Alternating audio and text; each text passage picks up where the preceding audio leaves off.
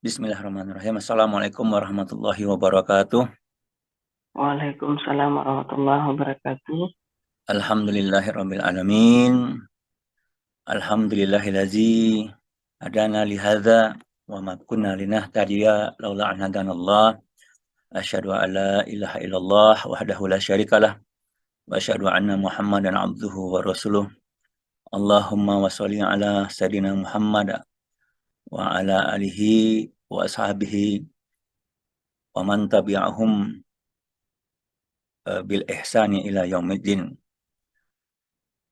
Rabbi zidni ilman warzuqni fahman nabiyyin wa hifzil mursalin. Rabbi shrah li sadri wa yassir li amri wahlul 'uqdatam min lisani yafqahu qawli. Amma ba'. Teman-teman semua, alhamdulillah kita diberikan kebaikan oleh Allah ya, masih diberikan kesempatan. Oleh karena itu pada pagi hari ini marilah kita ucapkan puji dan syukur kita kepada Allah Subhanahu wa taala yang telah memberikan kita hidup, ya, memberikan hidup yang panjang. Sudah lolos 50 tahun semua, insya Allah. Mungkin ada yang belum, ya. Eh, tapi insya Allah bakalan tua juga ya. Tiap detik kita nggak berhenti ya. Makanya dalam surat Al-Asr itu manusia itu pada hakikatnya merugi, ya. Wa innal insana lafi khusr, ya, demi masa manusia itu merugi. Kenapa? Karena dikasih Allah jatah waktu dan jatah waktu tersebut digunakan atau tidak digunakan untuk kebaikan, dia akan tetap terus habis gitu, Masya Allah. Ya, makanya kecuali bagi orang-orang yang beriman dan beramal soleh, allazina amanu wa amilus solihati, ya. Lalu apa juga watawasau bil haq watawasau bis sabr, ya, yang saling menasihati dalam al-haq, dalam dalam kebenaran, dalam al-Islam, ya, dalam kesabaran gitu. Nah, bagi yang istilahnya yang mendakwahkan agama ini, jadi beriman beramal soleh dan mendakwahkan agama ini, ya. Al-haq itu adalah al-Islam. Nah, itu yang tidak akan merugi. Kemudian tidak lupa salawat dan salam kita sampaikan kepada junjungan alam yang satu-satunya syafaat yang kita nantikan, pemimpin kita, Masya Allah ya. Yaitu Rasulullah Shallallahu Alaihi Wasallam dengan lafaz Allahumma sholli ala Muhammad wa ala ali Muhammad. Karena berkat jasa beliau, Islam itu sampai kepada kita. Kalau bapak-bapak dan ibu-ibu aktif dalam mengajak manusia ya untuk dakwah kepada Islam, ya, itu akan terasa bagaimana beratnya Rasulullah. Kalau alam bisawab ya. Dan ngajak orang sedikit aja itu saya merasa nggak sanggup gitu. Ini Rasulullah untuk umat manusia gitu. Wah, bebannya berat. Nah, kita mau mengajak orang agar benar gitu ya, agar taat tuh, Insya Allah ya. Agar taat, agar benar gitu ya. Orang yang sedikit, lingkungan kita aja itu rasanya kadang kita merasa nggak mampu. Ya, karena beban ya, kita harus memahami al-Islam lalu harus menyampaikan kebenaran dan kita harus tegak dalam kebenaran tersebut menjadi contoh gitu. Itu kadang-kadang merasa nggak kuat, ya, beban gitu ya.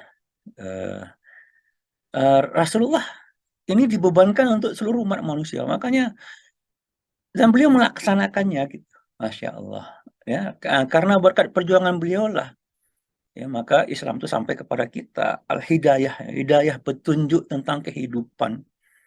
Sehingga umat manusia ini eh, dibimbing dari kegelapan kepada cahaya, ya, kepada cahaya yang terang benderang. Sehingga paham tentang hakikat kehidupan. Untuk apa mereka dihadirkan di muka bumi. Nah, itu makanya kita selalu menyampaikan salawat dan salam kepada Rasulullah SAW.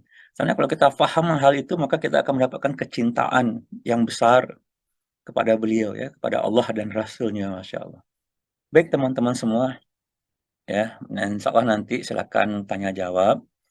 Kita akan buka kaji kita pada pagi hari ini tentang adab sebelum ilmu, ya. Adab sebelum ilmu. Saya share dulu sebentar,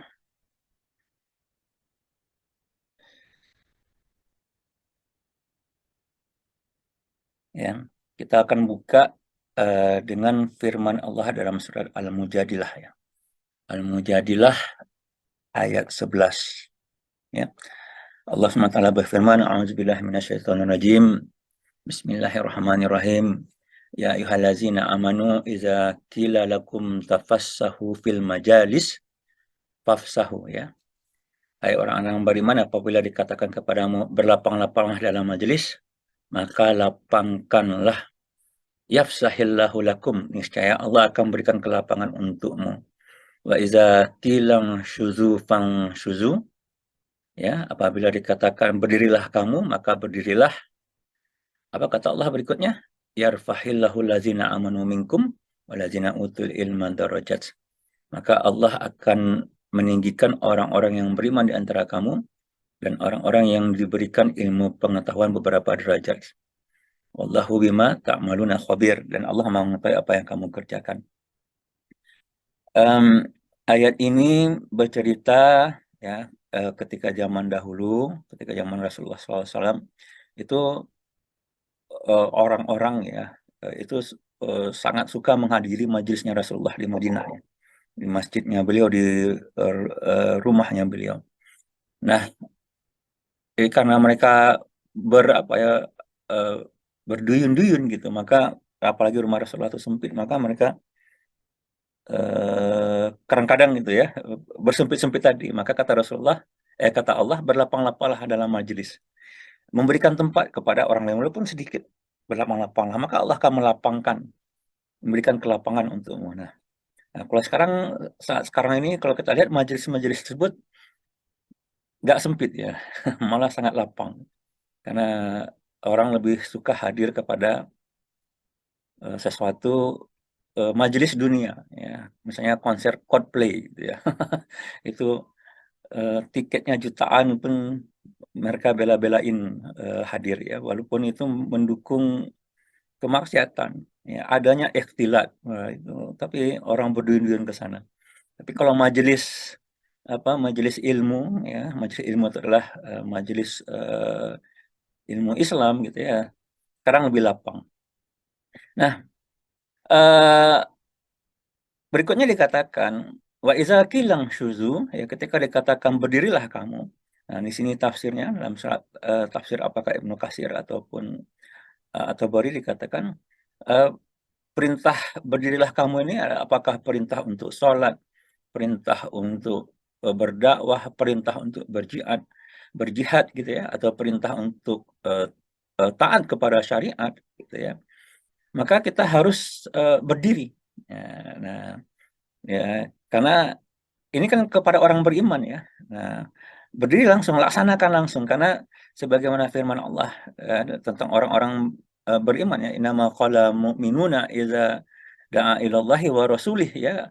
Adapun perkataan orang-orang yang beriman apabila mereka dipanggil kepada Allah dan Rasulnya, liyahkuma bainhum, agar Rasulnya menghukum di antara mereka, ayaqulu sami'na wa ata'na. Ya, perkataan mereka itu adalah sami'na wa ata'na, kami dengar dan kami taat. Nah, jadi ciri-ciri orang beriman itu, Bapak Ibu rahimakumullah, ya, sami'na wa ata'na, ciri-ciri orang beriman. Karena nanti kalau kita membahas tentang hati, ya, kalau sudah pernah dikasih di sini apa belum, ya, lupa. Tentang hati, hati manusia itu ada 4, ya. Hati orang beriman, hati orang kafir, hati orang munafik, dan hati orang yang bolak-balik, ya. Orang yang bolak-balik ini eh, fiha imanun, ya, wa fiha munafikun, ya, hati yang bolak-balik, ya. Kadang-kadang dia beriman, kadang-kadang dia munafik gitu. Nah, jadi kalau kita ingin tahu kita ini beriman sebenarnya atau hati yang bolak-balik, ya, dari tadi, dari kalau ada perintah Allah kita tinggal laksanakan atau kita banyak pertimbangan, ya. Karena yang namanya orang munafik tersebut arafa tsumma angkara, ya. Mereka mengetahui mana yang benar dan mana yang salah, ya, mana yang hak, mana yang batil, tetapi mereka mengingkari, ya, mengingkari. Nah, di sini dikatakan, ya, wa iza qilang syuzu fang syuzu, ya, apabila dikatakan berdirilah kamu, maka berdirilah. Nah, Masya Allah, ya. Maka kata Allah, yarfahillahu lazina amanu minkum walazina utul ilma darajat. Maka Allah akan meninggikan, ya, derajat orang-orang beriman dan ilmu di antara kamu. Beriman dan berilmu. Nah, teman-teman rahimakumullah ya. Eh, ya balik lagi soal tadi ya, hati yang bolak-balik ya. Kita itu wajib membaca doa, terutama kita yang terlahir sebagai muslim ya, tetapi tidak menjadikan apa ya? Dikarenakan pemahaman kita bukan pemahaman Islam ya. Karena kita terlahir dalam sistem sekuler. Kita ini benar-benar sebenarnya sudah jauh dari pemikiran Islam. Kita terlahir dalam sistem sekuler yang memisahkan agama dan kehidupan, lalu diajarkan pemikiran sekuler, maka Islam itu benar-benar boleh dikatakan jauh dari kita. Dan itu bisa kita lihat dari kehidupan kita sebagai seorang muslim. Saya mohon izin ya, ini ibu kemungkinan menelpon. Tidak, uh, ya, jadi saya ini aja, saya cuekkan. Ada yang lain nelpon. Baik, uh, teman-teman rahimakumullah ya. Ya, maka kita jauh dari Islam ya. Maka doa kita itu ya ya muqallibal qulub tsabbit qalbi ala dinika wa ta'atik. Wahai yang membolak-balikkan hati ya, teguhkanlah uh, hambamu ini ya atas di dalam agamamu dan dalam ketaatan kepadamu. Ya, kenapa? Karena bagi kita yang terlahir muslim ya, itu ada tiga kemungkinan. Kenapa kita itu tidak taat? Pertama, karena kita tidak tahu. Karena kita tidak tahu. Ya, kita tidak mengetahui al-Islam. Kenapa? Karena al-Islam tersebut tidak diajarkan kepada kita. Ya, yang diajarkan yang kulit-kulitnya saja ya. Kalau di SMP, SMA itu ya mungkin pelajarannya cuma satu kali dalam satu minggu. Diajarkan kulit-kulitnya saja. Tapi bagaimana al-Islam seharusnya, bagaimana kita seharusnya taat dalam syariat yang diminta secara kafah itu tidak pernah diajarkan.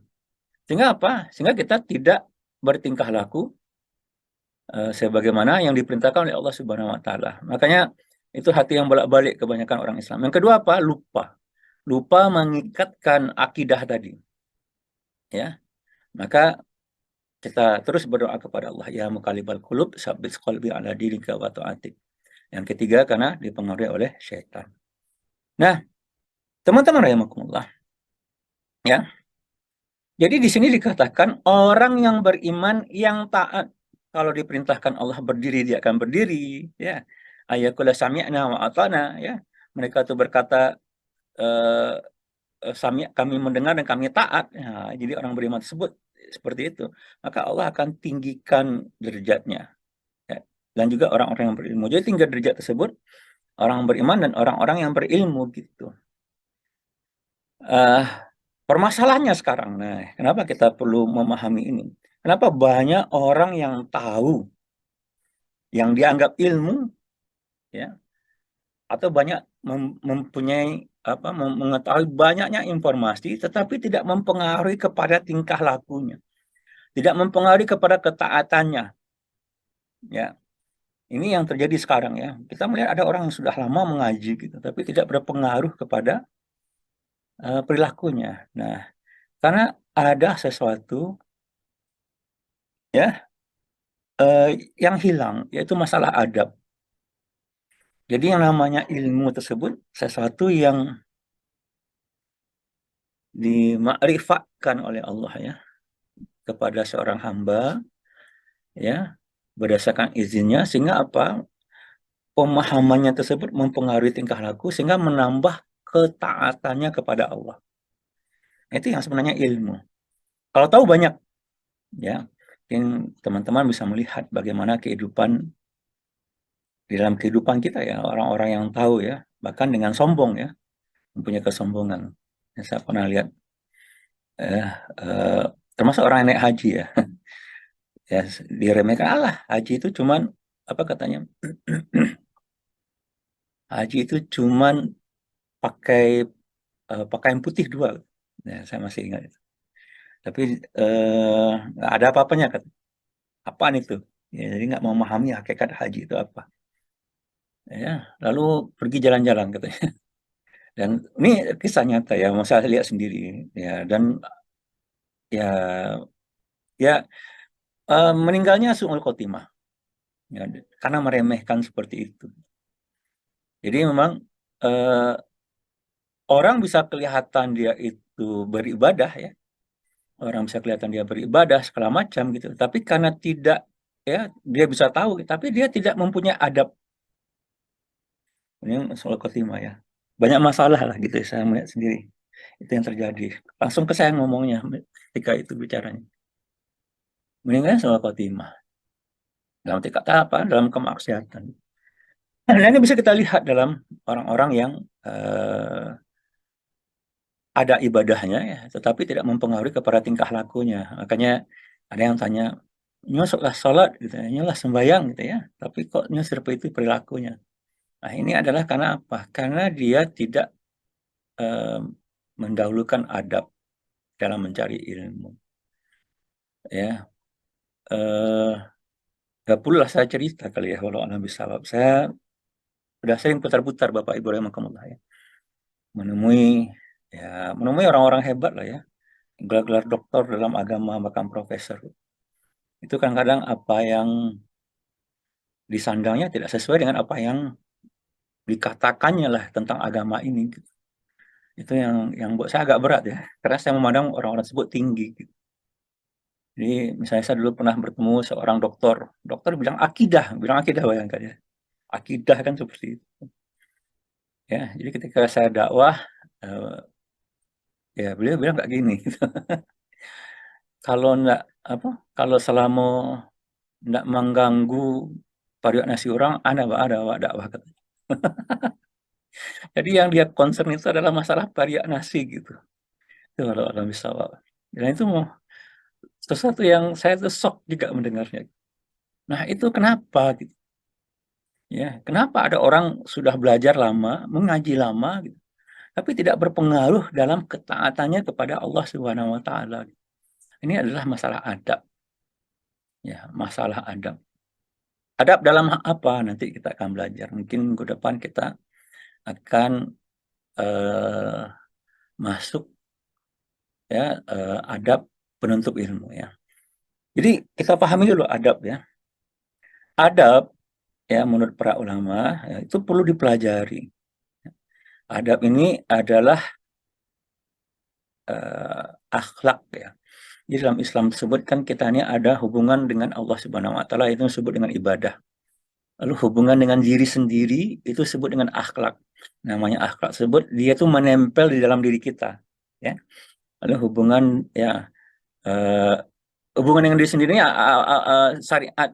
Jadi kalau hubungan dengan Allah syariatnya itu ada sholat, puasa, berdoa, ya, membayar zakat. Itu hubungan dengan Allah Subhanahu wa taala ya, bukan hubungan dengan manusia itu. Ya, bersedekah gitu. Nah, lalu hubungan dengan diri sendiri ini ada akhlak, ada pakaian, ada makanan. Nah, itu ya, makanan, pakaian itu termasuk akhlak ya juga. Itu hubungan dengan diri sendiri. Nah, yang ketiga itu adalah hubungan dengan sama manusia itu disebut dengan muamalah ya. Ya, makanya ada dalam sistem sosial, ada sistem ekonomi, ada sistem politik. Islam mengatur itu semua. Karena Islam itu adalah petunjuk bagi umat manusia ya secara kafah, secara keseluruhan. Jadi adab ini adalah akhlak. Bagaimana ya kita seharusnya mempelajari adab terlebih dahulu sebelum mempelajari ilmu. Nah, para ulama mengatakan demikian ya. Ini menurut Imam Malik rahimahullah. Beliau pernah berkata kepada seorang pemuda Quraisy, pelajarilah adab sebelum mempelajari suatu ilmu. Dan ini bisa kita lihat ya. Ini sesuatu yang sebenarnya eh, saya pribadi harusnya mempelajari ini terlebih dahulu di awal-awal dulu mengaji ya. Harusnya bisa lebih cepat. Tapi baru memahaminya kemudian. Apalagi kita sebagai orang Minang tuh kan gengsinya tinggi ya. Gengsinya tinggi gitu. Eh, ada apa namanya ya. Ada ongehnya dikit kalau orang Minang tersebut ya. Nah, nggak mau mengakui orang lain ya.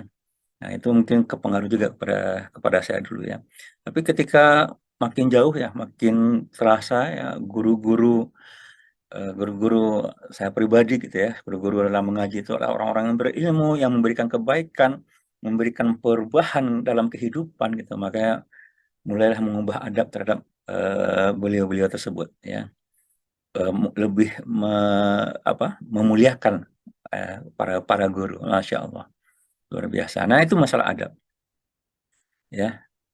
Di sinilah baru paham bahwasanya kenapa kita kok ada orang paham ya, bukan paham ya, tahu ya. Jadi kalau paham dengan tahu itu berbeda rupanya. Tahu banyak hal tapi tidak mempengaruhi kepada tingkah lakunya dan bahkan ketakwaannya kepada Allah Subhanahu wa taala. Nah, Imam Malik bin Anas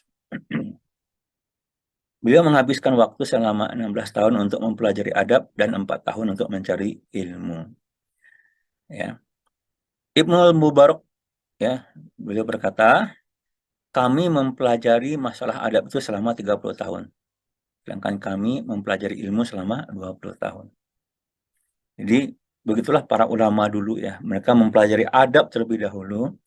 Bagaimana bertingkah laku. Nah, bagaimana bertingkah laku atau berkata ya terhadap ilmu ya, terhadap banyak hal. Ya. Bertingkah laku juga di hadapan Allah Subhanahu wa taala, Masya Allah. Dan ini yang paling penting. Jadi eh, eh, dulu heran kenapa kita nggak paham-paham. Ya karena di hadapan Allah sendiri ya kita tuh tidak mempunyai adab yang baik di hadapan Allah ya. Apakah dalam sholat kita, ya, dalam masalah hati kita, dalam keadaan bersendiri gitu. Kita menganggap remeh saja. Ya. Ini Sufyan Ats-Tsauri mengatakan, ketika seorang ingin menulis hadis, maka dia terlebih dahulu belajar adab dan ibadah 20 tahun sebelumnya. Ya, sebelumnya menulis hadis. Nah, Imam Abu Hanifah berkata, kisah-kisah para ulama dan duduk bersama mereka lebih aku sukai daripada menguasai beberapa bab fikih. Karena dalam kisah mereka diajarkan berbagai adab dan akhlak luhur mereka. Jadi Bapak Ibu rahimakumullah, fikih itu penting ya. Karena fikih itu kita tahu masalah halal dan haram. Ya, masalah halal yang haram. Masalah batasan-batasnya yang kita tahu dalam masalah fikih. Ya. Nah, tetapi yang menyempurnakannya adalah adab tadi. Sebagai contoh, ya untuk sholat kita kan ini ya, untuk laki-laki ya, sholat itu yang namanya aurat kan dari pusar sampai lutut. Ya, sebenarnya kalau dalam berdasarkan ilmu fikih, orang sholat ya pakai baju singlet saja, lalu celananya celana sampai lutut saja, itu dia sah sholatnya. Tetapi tidak beradab, ya, tidak beradab. Ya, makanya adab ya sholat, apalagi sholat ya di hadapan Allah itu ya memakai baju yang terbaik, ya, memakai harum-haruman. Nah, itu adalah adab. Ya, jadi adab itu memperlihatkan bagaimana kita eh, memperlakukan sesuatu itu adab. Ya, nah ini yang kita pelajari. Kenapa para ulama dahulu itu mendahulukan mempelajari adab ya daripada ilmu. Nah, satu harus kita pahami dulu, ya, untuk mempelajari adab tersebut harus dengan ilmu juga. Ya, maksudnya kayak gitu ya. Karena adab itu adalah sebuah ilmu juga. Jadi harus dengan ilmu juga, ya. Nah, kenapa para ulama dulu dia itu eh, mempelajari adab, ya, ilmu adab? Karena apa? Sebagaimana dikatakan Yusuf bin Al-Husain, dengan mempelajari adab, maka engkau menjadi mudah memahami ilmu. Jadi Bapak Ibu rahimakumullah, sebagai contoh ya, kita ada pengajian ya, hampir tiap minggu itu ada pengajian. Kita bisa melihat itu. Ada orang datang ke pengajian dengan pakaian terbaik mereka, lalu ada orang datang misalnya pakai kaos oblong saja ya, asal-asalannya buat bapak-bapak gitu. Itu ya yang lebih tinggi perhatiannya itu adalah orang-orang yang memuliakan majelis tadi gitu. Ya, dia sudah siap dengan pakaiannya, ya, dengan meninggalkan urusan-urusannya, bahkan mematikan HP lah sebagai contoh gitu. Kan gampang aja ya. Kalau kita misalkan dalam majelis ilmu, masih buka-buka HP gitu ya, apakah kita akan menangkap ilmu yang disampaikan ya dengan buka HP, atau kitanya misalkan HP-nya dimatikan, ditutup. Lalu kita ada perhatian khusyuk ya atau serius terhadap apa yang disampaikan. Pasti ya orang yang memperlakukan majelis ilmu tersebut dengan serius itu akan lebih mudah memahaminya daripada orang yang tidak, ya, daripada orang yang buka-buka HP. Ya, pada orang yang eh, majelis ilmu itu sambil jalan, ya.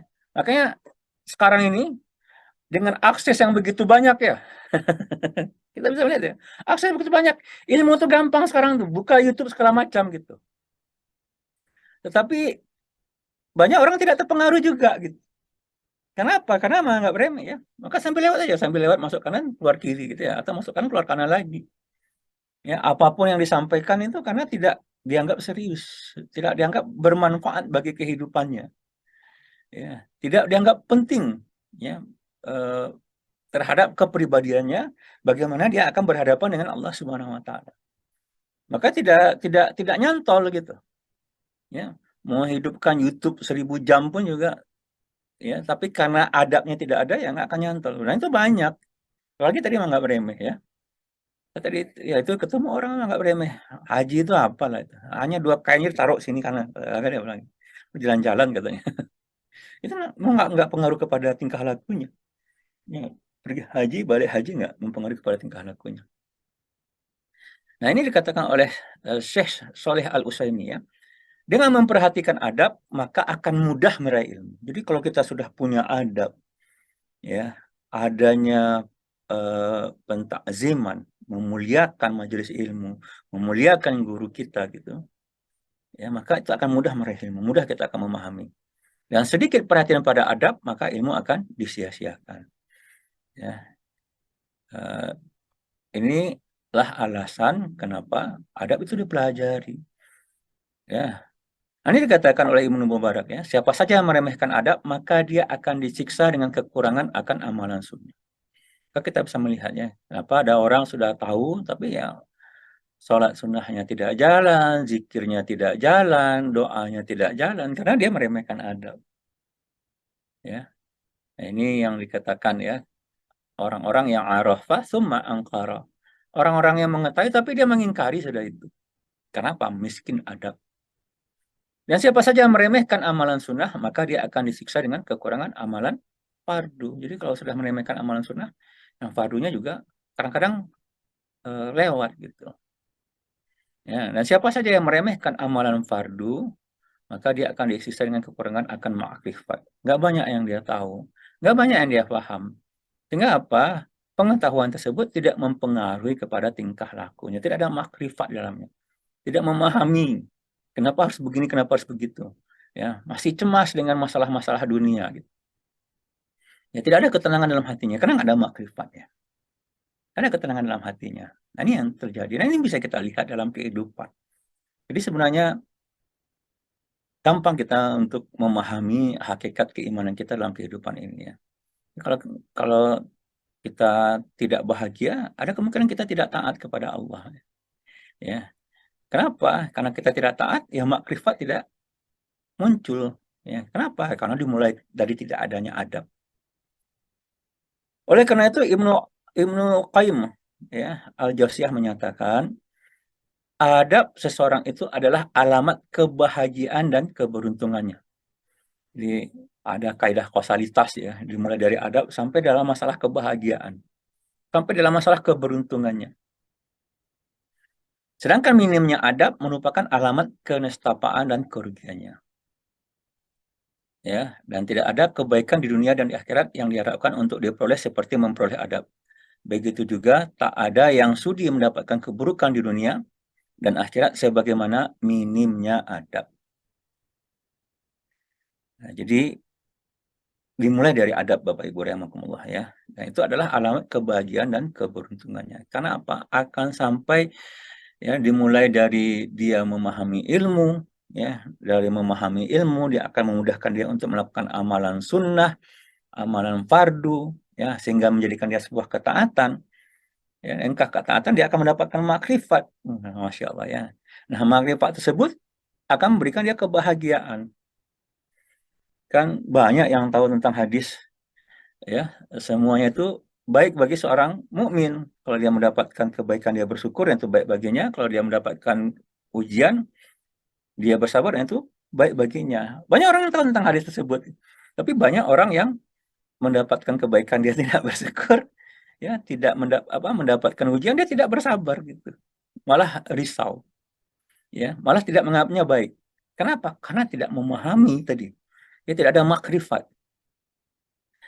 Jadi Bapak Ibu rahimakumullah, apa itu adab? Ya, tadi dikatakan di awal-awal ya, adab adalah akhlak. Maka belajar adab artinya mengambil akhlak yang mulia. Bagaimana kita bersikap yang baik. Nah, ini dikatakan oleh Ibnu Qayyim al-Jauziyah, ya, ilmu adab adalah ilmu untuk memperbaiki lisan, itu kata, seruan, lalu ketepatan dalam menempatkan pada posisinya, pemilihan kata yang baik dan tepat, serta menjaganya dari kesalahan dan cacat. Nah, itulah ilmu adab. Ya, menempatkan sesuatu pada tempatnya. Nah, ya, itu adalah bagian dari akhlak, ya, bagian dari akhlak. Ya, nanti kita akan masuk insya Allah minggu depan, ya, bagaimana adab seorang penuntut ilmu. Jadi kalau kita ingin mendapatkan ilmu, ingin mendapatkan makrifat, ya, apalagi di umur-umur kita yang senja ini, ya, maka kita perlu mengetahui. Bapak Ibu rahimakumullah, ya, apa saja keutamaan adab yang mulia, ya. Jadi tadi adalah ilmu adab itu adalah mengambil akhlak yang mulia. Yang pertama dikatakan oleh Rasulullah SAW dalam hadis, ya, muttafaqun alaih, ya, hadis yang masyhur, ya. Inna min khiyarikum ahasinukum akhlaqan, ya, sebaik-baiknya kalian, ya, sesungguhnya sebaik-baiknya kalian adalah yang paling bagus akhlaknya. Siapa itu yang paling bagus akhlaknya? Nah, ini dikatakan oleh Rasulullah, ya, akmalul mu'minina imanan ahsanuhum khuluqan, ya. Yang paling sempurna keimanan seorang mukmin adalah yang paling bagus akhlaknya. Lalu wa khiyarukum linisaihim, ya. Dan sebaik-baik kalian adalah yang paling baik terhadap istri-istrinya. Ya, linisaihim, ya, istri-istrinya. Jadi istrinya lebih dari satu, ya. Jadi jangan ibu-ibu jangan GR dulu. Yang paling baik terhadap istrinya, tidak, ini terhadap istri-istrinya. Oke. Nah, dalam sebuah hadis Rasulullah SAW mengatakan innal mu'minina la yudriku bihusni khuluqihi, ya, darajata shaimil qaim. Sesungguhnya seorang mukmin bisa meraih derajat orang yang rajin berpuasa dan salat dengan sebab akhlaknya yang luhur. Jadi salat dan puasa tersebut itu akan memiliki derajat yang mana itu memperbaiki, ya, memperbaiki apa? Memperbaiki keimanan kita, memperbaiki ketakwaan kita kepada Allah. Nah, kalau kita mempunyai akhlak yang luhur, insya Allah itu sudah tercapai gitu. Ya, jadi hikmah dari sholat dan puasa, hikmah, ya, bukan tujuan, ya. Ya, hikmah, ya, hikmah itu bisa ada bisa tidak Bapak Ibu rahimakumullah, ya. Jadi orang yang berpuasa dan sholat, ya, itu dia akan mendapatkan akhlak yang luhur. Nah, orang yang memperbaiki akhlaknya, lalu dia belum terbiasa, ya, sholat sunat ini, ya, bukan masalah sholat wajib sudah jelas. Termasuk juga puasa sunat gitu. Yang rajin, ya, puasa sunat, sholat sunat, ya. Orang yang memperbaiki akhlaknya, maka insya Allah dia, ya, mencapai hikmah dari orang yang berpuasa dan sholat. Karena sudah tercapai tadi. Jadi kayak gini, kita itu memang ada, ya, apa? Ada perubahan suatu sikap kita dikarenakan pemahaman kita, karena kan pemikiran kita mempunyai akidah yang jernih, ya, akidah yang jernih tersebut sehingga mempengaruhi kepada tingkah laku kita, akidah yang cemerlang, ya, bisa dijadikan karena itu, juga bisa dijadikan karena kita terbiasa dan dipaksa. Nah, tadi saya sudah katakan yang namanya syariat tersebut harus dipaksa, yang namanya ketaatan tersebut harus dipaksa. Ya, kita sudah dengar hadis Rasulullah ya, umur 7 tahun anak tersebut disuruh sholat, umur 10 kalau nggak mau sholat dipukul, jadi dipaksa dia untuk sholat, sehingga dia terbiasa. Nah, orang yang rajin berpuasa dan sholat, maka dia akan terbiasa menjaga akhlaknya. Coba bayangkan ya, puasa Daud lah sebagai contoh, kan berarti dia menahan diri itu, ya, menahan diri. Sholat juga. Nah, inna sholata tanha 'anil fahsya'i wal munkar, ya. Sholat itu eh, menjaga seseorang dari perbuatan eh, fahsya ya dan mungkar gitu, perbuatan buruk. Maka kalau orang terbiasa dengan tersebut sehingga dia terpaksa apa? Terpaksa mempunyai akhlak yang luhur. Paham ya Bapak Ibu rahimakumullah ya. Jadi kalau seorang mukmin bisa ya, apakah dia dengan sholat dan puasa dia akan mendapatkan akhlak yang luhur atau dia mempunyai ya pemahaman yang cemerlang bahwasanya ya amalan-amalan kita, ya, amalan ibadah kita itu bisa menghasilkan, bisa mempunyai hikmah sesuatu, tetapi juga akidah kita juga bisa mempunyai hikmah sesuatu, ini maknanya. Jadi kalau kita mengusahakan akhlak yang luhur, maka hikmah dari puasa dan sholat itu bisa kita dapatkan. Ya, jadi kalau kita mempunyai akidah yang benar ya. Eh, dalam sebuah hadis ya Rasulullah SAW bersabda ya, man min syai'in ya, tidak ada sesuatu pun yang mana yudha'u fil mizan ya asqalu min husnil khuluq ya. Tidak ada satu pun yang lebih berat timbangannya daripada akhlak yang mulia ya. Wa inna sahibah husnil khuluq la yablughu bihi darajah sahibis saumi was shalah. Dan sungguh pemilik akhlak yang mulia akan mencapai derajat orang yang mengerjakan puasa dan sholat. Nah, ini yang sudah saya terangkan tadi. Ya, puasa dan sholat ya itu memaksa kita ya menjaga hawa nafsu kita sehingga kita mempunyai akhlak yang baik, gitu ya. Sehingga terbiasa gitu ya. Kan terbiasa ya. Tiap sholat, puasa, segala macam, menjaga diri. Nah, kalau kita dikarenakan kita mempunyai pemahaman, mempunyai akidah yang benar, karena kita mempunyai makrifat yang jelas gitu, maksudnya paham kita, pentingnya ini, lalu kita memaksa diri kita untuk punya akhlak yang mulia, maka kita ya hikmah yang dimiliki ya dikarenakan puasa dan sholat yang rajin ya, itu akan kita dapatkan. Karena memang kalau kita terbiasa puasa dan sholat, kita akan mempunyai akhlak yang mulia insya Allah. Hikmah ya, hikmah itu ada satu yang bisa didapatkan dan juga satu yang tidak bisa didapatkan. Kan tergantung bagaimana puasa dan sholatnya gitu. Jadi kalau sholatnya tidak khusyuk, ya tidak paham apa yang dibaca, tidak jelas dengan siapa dia berhadapan, ya maka nggak akan mempengaruhi kepada tingkah lakunya. Nah, dikatakan oleh Rasulullah SAW, ya inna min ahabbikum ilayya wa aqrabikum minni majlisan ya yaumal qiyamah ahasinakum akhlaqan. Semuanya yang paling aku cintai di antara kalian, yang paling dekat tempat duduknya denganku pada hari kiamat adalah mereka yang paling bagus akhlaknya di antara kalian. Ya, nah, uh, jadi akhlak itu ada sesuatu melekat ya. Jadi nanti kita akan nanti paham sesuatu kenapa akhlak masyarakat beda. Ini akhlak untuk individu ya. Kalau akhlak masyarakat itu harus dibentuk lewat apa? Lewat peraturan. Itu pembahasan yang beda lagi. Nanti kita akan bahas kalau ada yang mau bertanya. Apa kata Rasulullah? Ana zaimu baitin fi dil jannah. Aku penyamin satu rumah di surga yang paling bawah. Bagi siapa? Liman tarakal mira'a wa ingkana muhiqqah. Bagi orang yang meninggalkan perdebatan walaupun dia benar. Wa baitin ya fi wastil jannah, dan aku penyamin satu rumah di surga bagian tengah, liman tarakal kaziba wa ingkana maziha, ya bagi orang yang meninggalkan berdusta walaupun bercanda. Ya. Wa baitin, dan rumah fi a'lal jannah, dan surga yang paling tinggi. Bagi siapa? Liman hasuna khuluqahu, ya. Bagi orang yang paling bagus akhlaknya. Ya. Nah, Bapak Ibu rahimakumullah, apa itu berkah dari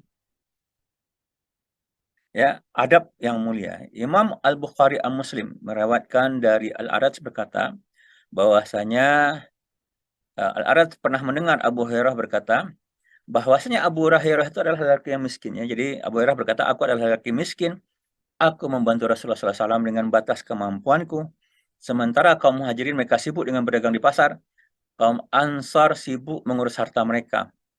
Maka Rasulullah SAW bertanya, siapa yang bersedia membentangkan bajunya, maka dia tak akan pernah lupa sedikit pun apa yang dia dengarkan dariku. Maka aku pun membentangkan bajuku, hingga baginda pun menyampaikan hadisnya. Lalu aku pun menghimpunnya dalam diriku, yaitu aku tak pernah lupa sedikit pun tentang apa yang aku dengarkan dari baginda SAW. Kita tahu bahwasanya hadis ini banyak diriwayatkan oleh Abu Hurairah, ya.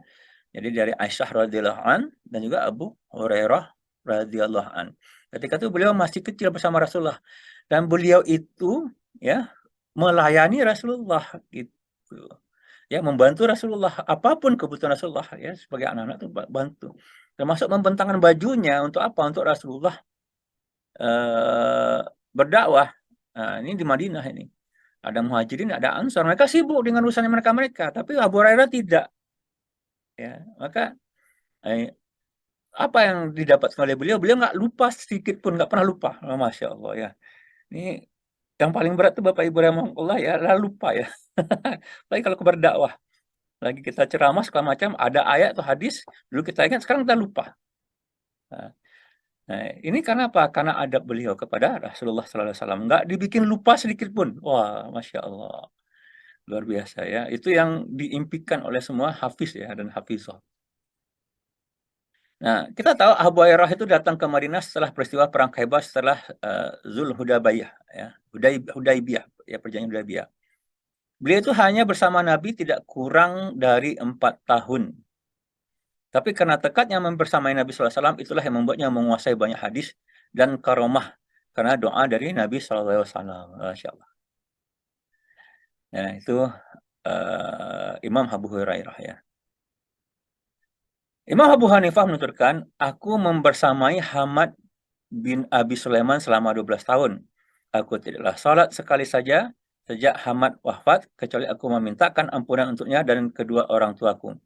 Aku juga memintakan ampunan untuk mereka yang aku telah belajar ilmu darinya, atau murid yang aku ajari ilmu. Jadi bersama Hamad bin Sulaiman, ya. Jadi salat bersama beliau gitu, ya, sejak beliau wafat itu hanya sekali. Maka beliau memintakan ampunan. Nah, contoh hadap para ulama, jadi kita lihat bagaimana para ulama, orang-orang yang sudah punya ilmu gitu. Ya, tapi mereka menghargai orang yang punya ilmu yang lebih. Nah, Taus bin Kisan berkata, di antara perkara sunnah atau tuntunan Nabi adalah menghormati orang alim, orang yang berilmu, ya. Al-Hasan Al-Basri menuturkan, Ibnu Abbas tampak menuntun dengan Ubay bin Ka'ab. Kemudian ada yang bertanya kepada beliau, Anda adalah putra dari paman Rasulullah. Anda menuntun tunggangan seorang lelaki Ansar. Lalu menjawab, sudah menjadi keharusan bagi tinta atau sumber ilmu untuk diagungkan dan dimuliakan. Jadi Ubay bin Ka'ab itu dia menuliskan Al-Quran, ya, dan hadis Rasulullah. Dan Ibnu Abbas menuntun tunggangan beliau gitu. Ya, nanti juga, ya, Ibnu Abbas memegangi tungan Said bin Sabit, ya, Hafiz Quran, ya. Ibnu Abbas telah memegangi tungan Said bin Sabit, lalu beliau berkata, Anda memegangi untukku sementara Anda adalah putra dari paman Rasulullah.